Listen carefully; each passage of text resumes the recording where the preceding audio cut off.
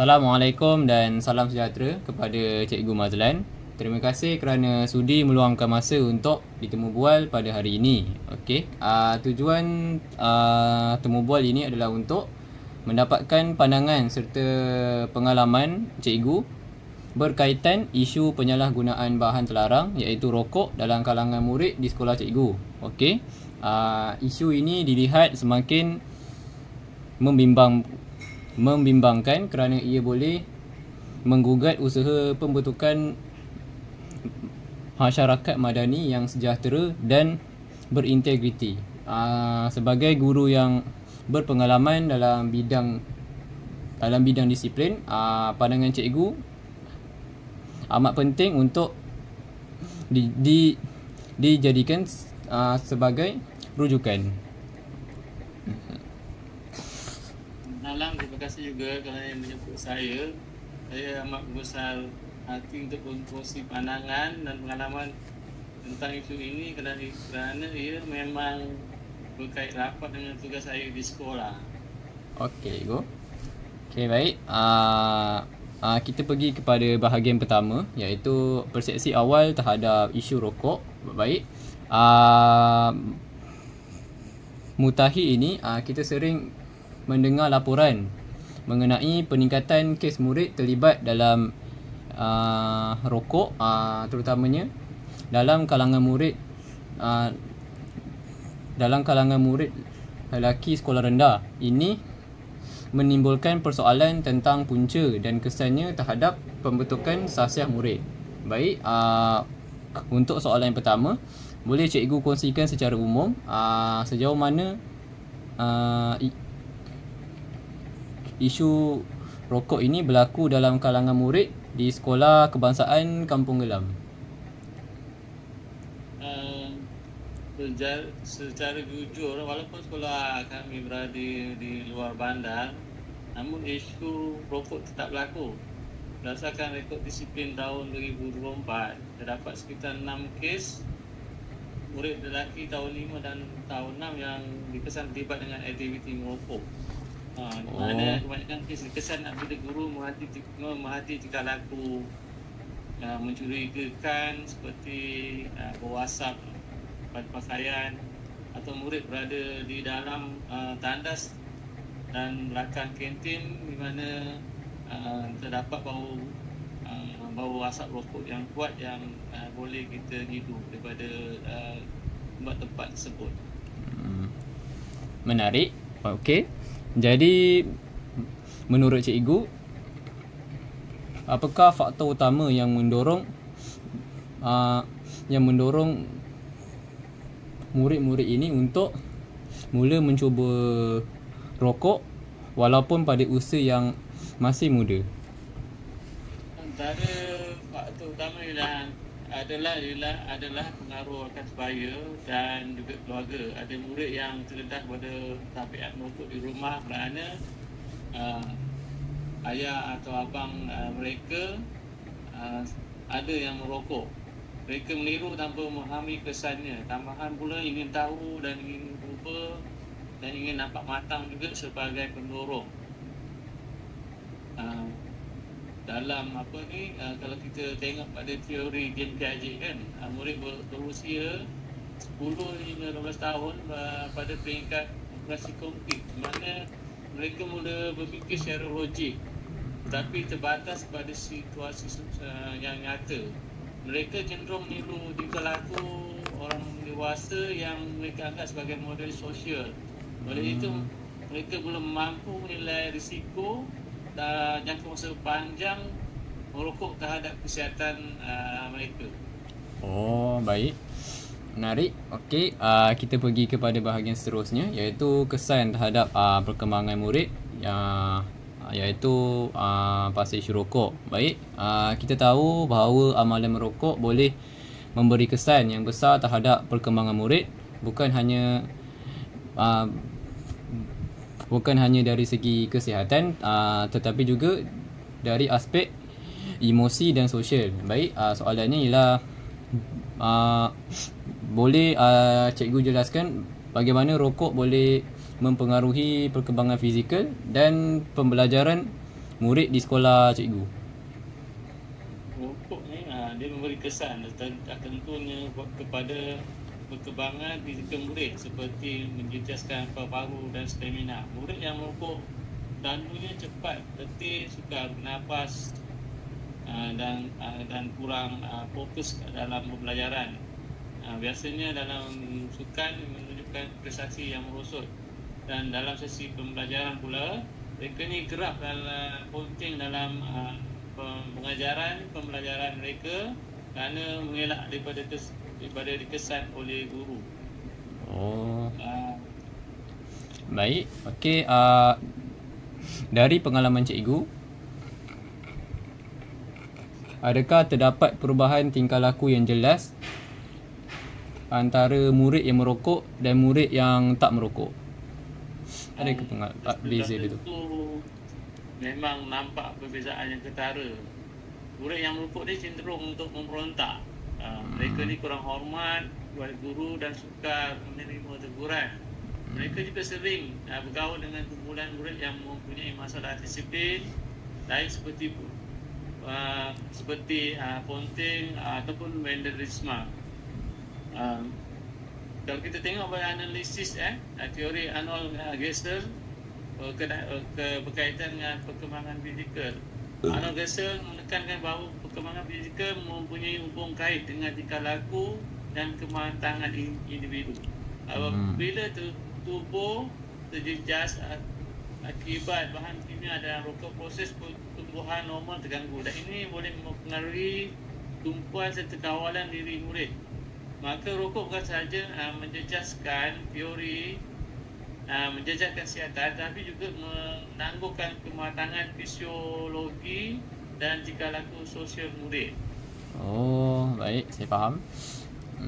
Baik, so kita tahulah bahawa teori Arnold Gesell ni sangat berkait rapat dengan isu rokok dalam kalangan murid. Baik, kita pergi ke bahagian yang keempat, iaitu mengenai dimensi sosio-emosi dan kesan terhadap masyarakat madani. Baik, konsep masyarakat madani menekankan aspek moral, integriti dan kesejahteraan sosial. Namun jika murid sudah terlibat dengan rokok sejak usia muda, hal ini boleh menjejaskan pembentukan nilai dan integriti mereka. Baik, soalan utamanya, bagaimana cikgu melihat hubungan antara tabiat merokok dengan perkembangan sosio-emosi murid serta kesannya terhadap pembentukan masyarakat madani? Rokok ni boleh merosakkan perkembangan sosio-emosi murid. Mereka yang merokok biasanya menghadapi masalah harga diri dan kawalan emosi. Mereka mudah marah, suka menyendiri ataupun terpengaruh dengan kumpulan negatif. Jika keadaan ini tidak dibendung, mereka akan bawa kepada sikap itu hingga dewasa yang menyebabkan masyarakat hilang generasi muda yang berintegriti. Okay, baik. So dari sudut teori psikologi Erik Erikson, adakah cikgu melihat murid-murid ini gagal dalam mencapai tahap perkembangan yang sepatutnya? Ya, tepat sekali. Memang dari segi teori psikososial Erik Erikson, murid sekolah rendah sepatutnya berada pada peringkat industri versus inferiority. Maknanya ataupun rajin lawan dengan rendah diri menurut Erikson. Mereka perlu berasa bangga dengan pencapaian dan tugasan sekolah.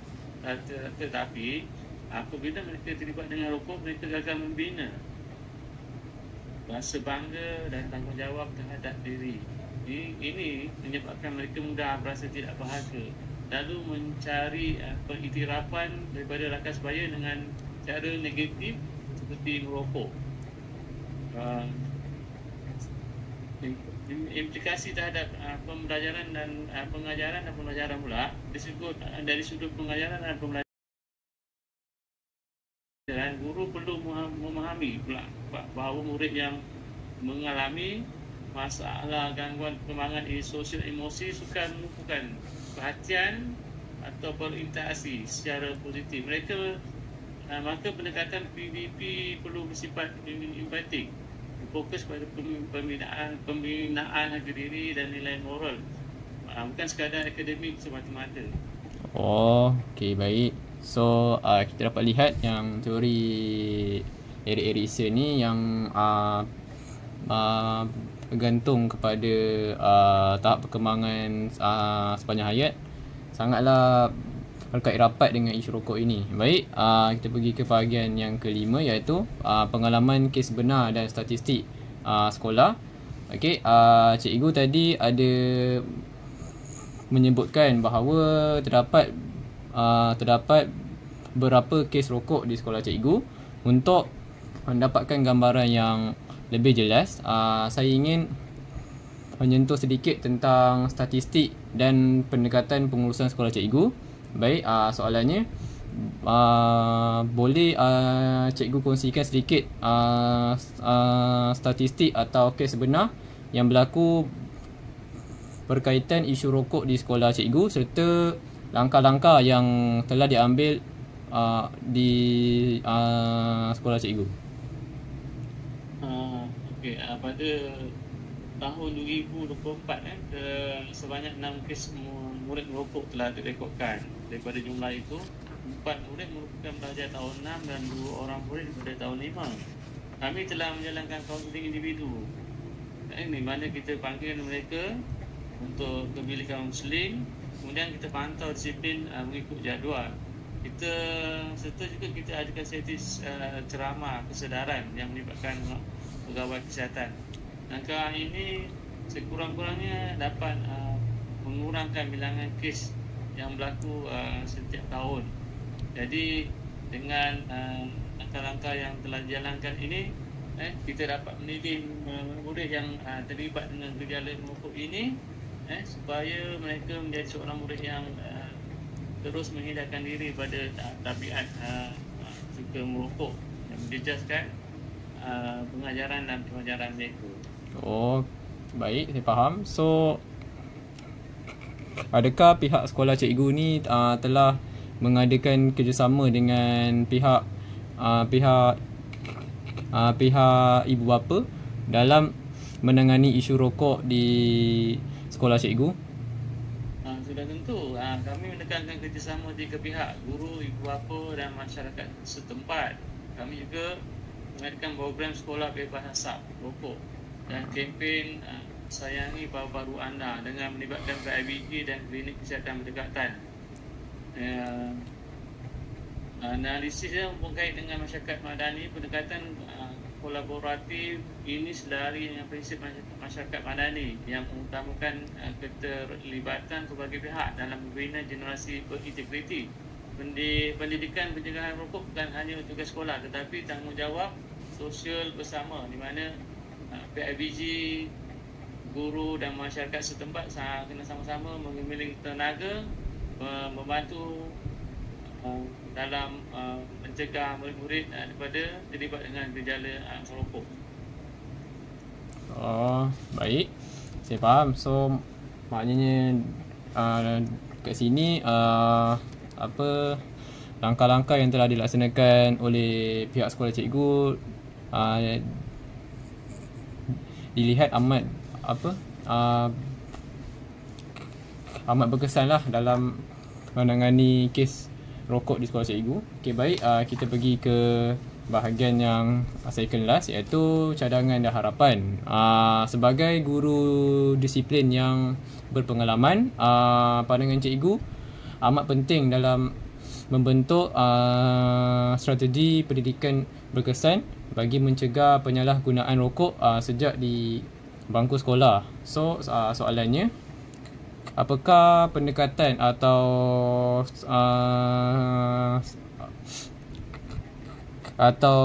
strategi terbaik yang cikgu sarankan bagi mengatasi isu rokok dalam kalangan murid, khususnya bagi memperkukuh nilai masyarakat madani? pertama ada berapa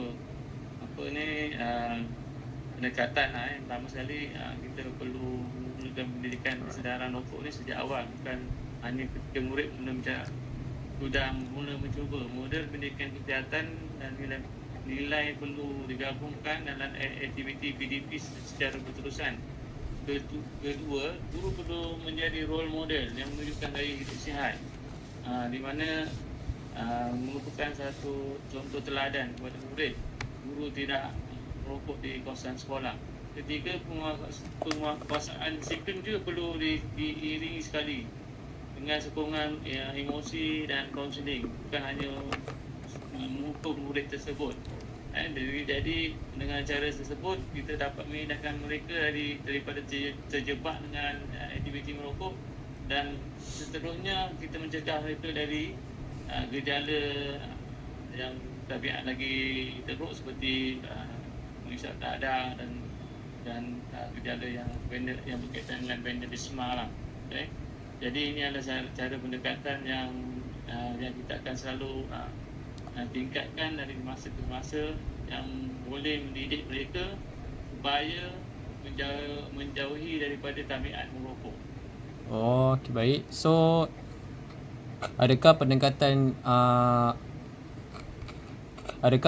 ini berkesan dalam konteks perkembangan murid yang berbeza-beza tahap kematangannya? Ya, sangat berkesan jika disesuaikan dengan tahap perkembangan murid. Sebagai contoh, murid yang berada di peringkat operasi konflik perlu didedahkan dengan aktiviti visual, simulasi nyata seperti menonton video, kesan paru-paru merokok. Jadi ini akan memberi impak kesan yang dalam berbanding dengan ceramah teori semata-mata. Jadi berbagai cara kita boleh buat dalam mengikut kesesuaian perkembangan murid dalam kita mendidik mereka supaya menjauhi daripada tabiat merokok. Okey, baik. So kita pun dah kesutukan masa. So baik, terima kasih kepada Cikgu Mazlan atas pandangan yang sangatlah jelas dan berilmiah. So kita pergi ke bahagian yang terakhir, iaitu terima kasih banyak kepada Cikgu Mazlan atas perkongsian yang sangat bernilai. Berdasarkan temubual ini, kita dapatlah simpulkan bahawa isu rokok ni bukan hanya melibatkan pelanggaran disiplin, tetapi turut memberi kesan terhadap perkembangan fizikal, konektif dan sosio-emosi murid, sekaligus mengancam pembentukan masyarakat madani yang sejahtera. Usaha menangani isu ini